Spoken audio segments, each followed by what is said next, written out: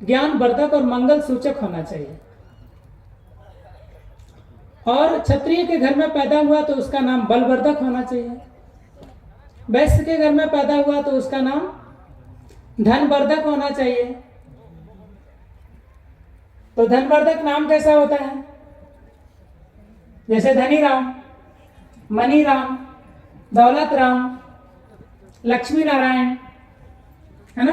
और शक्तिवर्धक नाम है तो जैसे वीर बहादुर, विक्रम, प्रताप सिंह। और अगर कोई वो नाम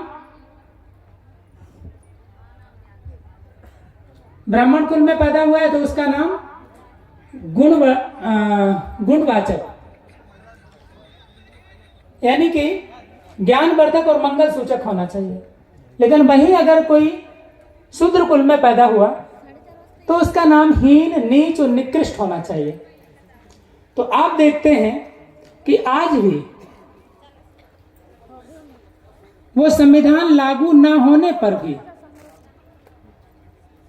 आज वह संविधान लागू है जिसका मूल आधार समता, स्वतंत्रता, बंधुत्व और न्याय है। उसके बावजूद भी आप देखिए कि उस संविधान से आज भी भारतीय समाज चलता है और उसका अनुकरण करता है। आज भी उसका समाज में सांस्कृतिक तौर पर चलन है। और उस बात का एक बड़ा जीता जागता उदाहरण है जिसे अभी तक हम पढ़े लिखे लोग हम उसे दूर नहीं कर पा रहे हैं। वह जीता जागता उदाहरण यह है कि आज जो बौद्धों के नाम है, जो बौद्ध संस्कृति है, तो बौद्ध संस्कृति जो है वह हमारे पूर्वजों की जो परंपरा है। बुद्ध ने पहले तपश्चर्या से ज्ञान प्राप्त किया और ये ज्ञान प्राप्त करने के पश्चात जो कुछ भी विद्या उन्होंने प्राप्त की, विद्या अर्जन करने के बाद विद्या दान दी। वैसे ही बोधिसत्व बाबा साहब अम्बेडकर ने कठोर तपश्चर्या से विद्या अर्जन किया और विद्या अर्जन के बाद विद्या दान दी। तो विद्या अर्जन करना और विद्या दान करना ये कार्य है परंपरा से हमारे पूर्वजों की ये परंपरा है, विद्या अर्जन करना और विद्या दान करना। पठन पाठन और अध्ययन अध्यापन का कार्य है हमारा। और जो अध्ययन और अध्यापन का कार्य करता है, जो पठन और पाठन का काम करता है, उसको ही ब्राह्मण कहा गया। धम्मपद में एक पद है, एक अध्याय है, उसका नाम है ब्राह्मण पद। हमारे जो पूर्वज हैं वह शब्दों से नहीं भागे हैं, शब्दों से वह दूर नहीं गए हैं, बल्कि शब्दों की ज्ञान मीमांसा को बदलने का काम किया है। शब्दों की ज्ञान मीमांसा को बदलने का काम किया है। बुद्ध अपने शिष्यों को ब्राह्मण कह के बुलाते थे, अपने शिष्यों को ब्राह्मण कहते थे, इसलिए कि उनके शिष्यों ने ज्ञान की जो उच्चतम अवस्था प्राप्त की और उसे उस ज्ञान का दान करने के लिए, उस विद्या को दान करने के लिए वो बहुजन हिताय बहुजन सुखाय के लिए विचरण करते थे।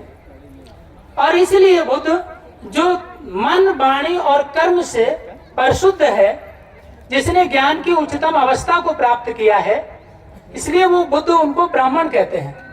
और इस बात से जो उस समय का जो ब्राह्मण समाज था, इस बात से पीड़ित हुआ, दुखी हुआ और बुद्ध को सवाल पूछा कि हे गौतम, हम तो जन्मजात ब्राह्मण हैं और आप मुझे ब्राह्मण नहीं कहते, लेकिन आपके संग में तो जो कल से जो भंगी जाति का व्यक्ति है, जो नीच समाज से आता है, ऐसे निम्न कर्म करते हुए आता है, और ऐसे व्यक्ति को जैसे ही आप भिक्षु बना लेते, उसे ब्राह्मण कह के बुलाते हैं, तो उनको चिंता हुई कि ऐसे लोग अगर ब्राह्मण होते हैं तो हम में उनमें अंतर क्या रह जाएगा? तो बुद्ध उसका जवाब देते हैं, न जच्चा वसलो होती, न जच्चा होती ब्राह्मण, कम्मना वसलो होती, कम्मना होती ब्राह्मण। तो बुद्ध कहते हैं कर्म से कोई नीच होता है, वसल होता है, और कर्म से ही व्यक्ति श्रेष्ठ ब्राह्मण होता है। बुद्ध अपने शिष्यों को ब्राह्मण कहते हैं और कहते हैं कि ये जो कर्म करते हैं इनका काम है ज्ञान अर्जन करना और ज्ञान का दान देना, विद्या अर्जन करना और विद्या दान देना। जो विद्या अर्जन विद्या दान का, अध्ययन अध्यापन का, पठन पाठन का जो कार्य करता है, जिसका विद्या पर अधिपत्य है, जिसका ज्ञान पर अधिपत्य है, वही ब्राह्मण है। उस समय के प्रचलित शब्दों को स्वीकार करते हुए उनकी ज्ञान मीमांसा को बुद्ध बदल रहे हैं, और इसलिए सामने वाले जो लोग हैं वह बुद्ध के सामने डरते थे, घबराए।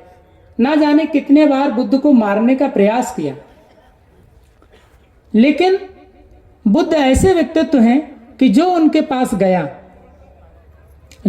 पास गया वो वापस लौटा ही नहीं। और एक ऐसी स्थिति आई कि लोगों ने बुद्ध को मारने के लिए आदमी इंसान को भेजना तो बंद कर दिया, लेकिन पशु पक्षी जानवरों को भेजा। तो पागल हाथी को भी भेजा तो उसका पागलपन ठीक हो गया बुद्ध के सामने जाते हुए। एक ऐसे